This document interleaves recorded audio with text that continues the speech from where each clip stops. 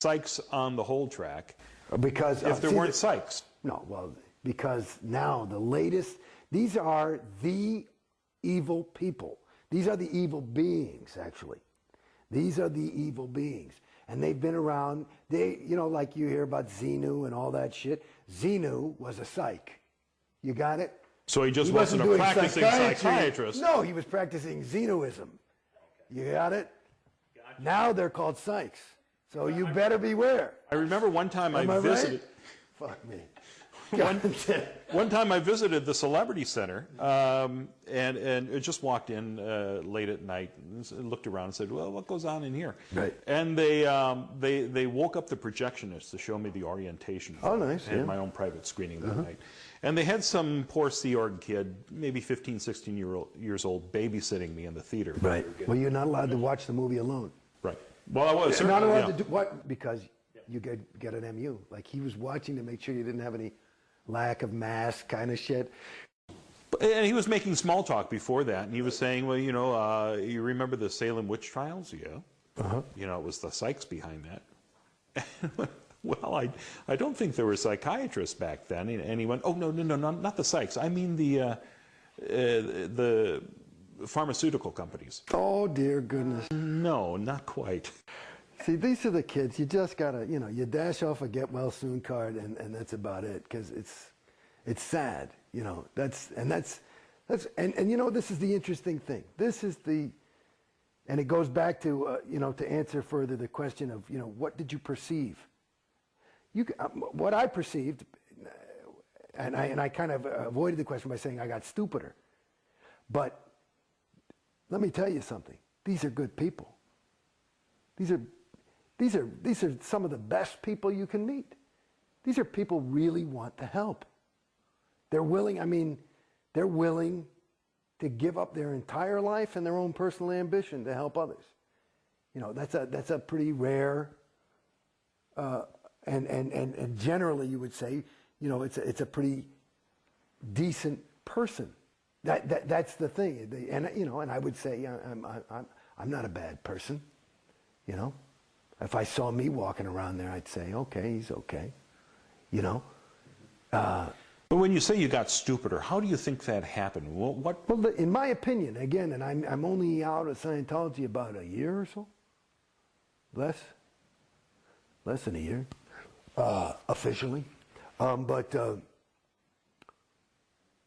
in my opinion, what I've gathered as I wake up.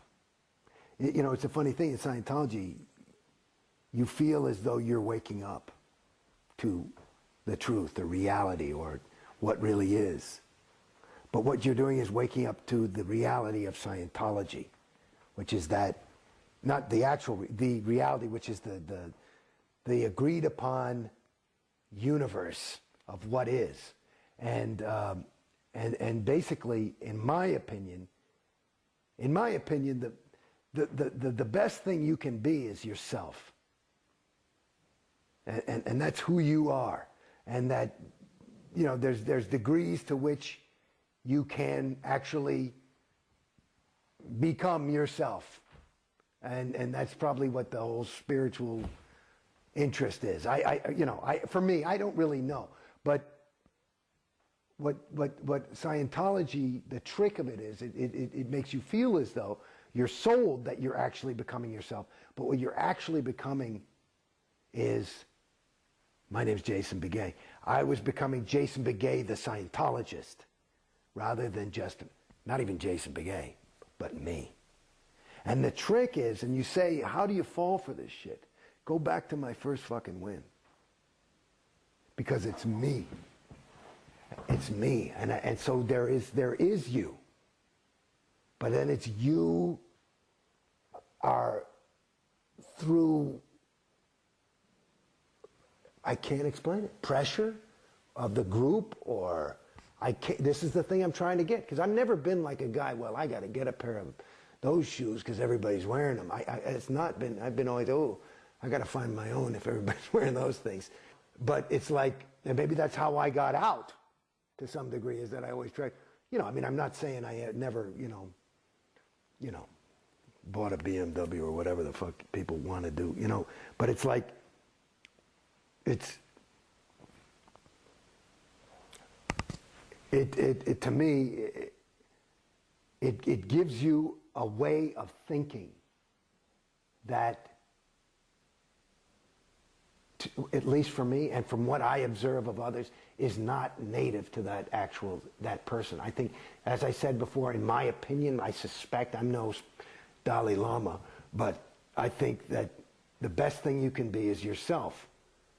And that if you can do that truthfully, it'll be beautiful and successful and interesting.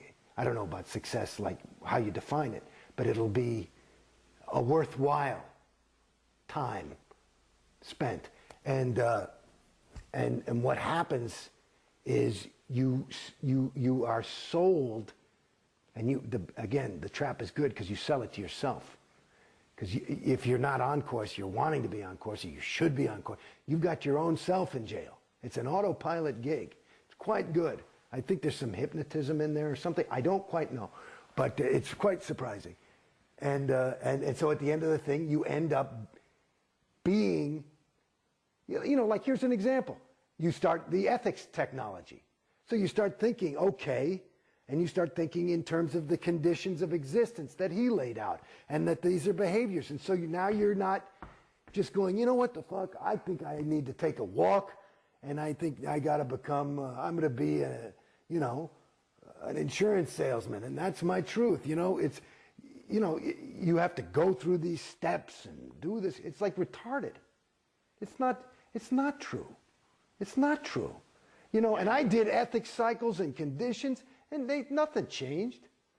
I've seen people who've done them and they've changed, so I don't know, you know, whatever. You know, but there's a placebo effect. I don't quite know.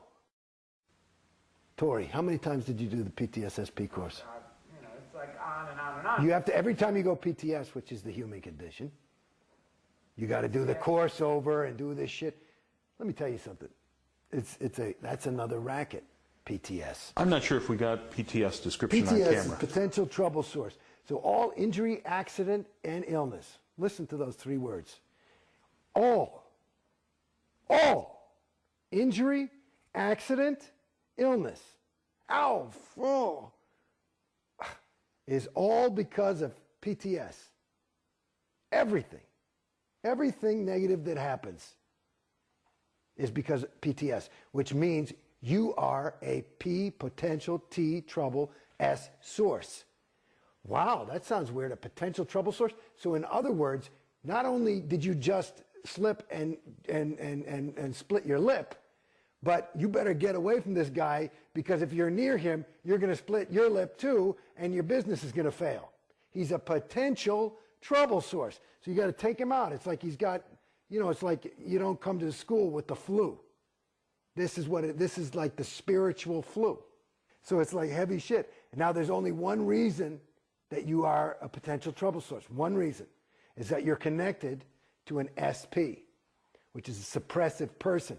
Now this is the 2.5% of awful people like Tori who are fucking it up for the rest of us, good people. And oh, it's a funny thing. It's funny. You know, as I zip around, my best friend, this is my best friend. I mean, like, this is a guy that I was, in 9th grade, I met this guy. And like, I saw this guy, came to my school in 9th grade, and I saw this guy, and I was a gregarious kind of kid, and he was new. And I saw him, and I said, you know something? You and I are going to be friends. I think that's the first thing I ever said to him. And I was right. And he's a big famous actor now. And an amazing guy, David Duchovny. And David, my best friend, I mean, I'm talking about a friend, our relationship was adversely affected by my being Scientology. He was very cool, you know, but he wasn't into it. He wasn't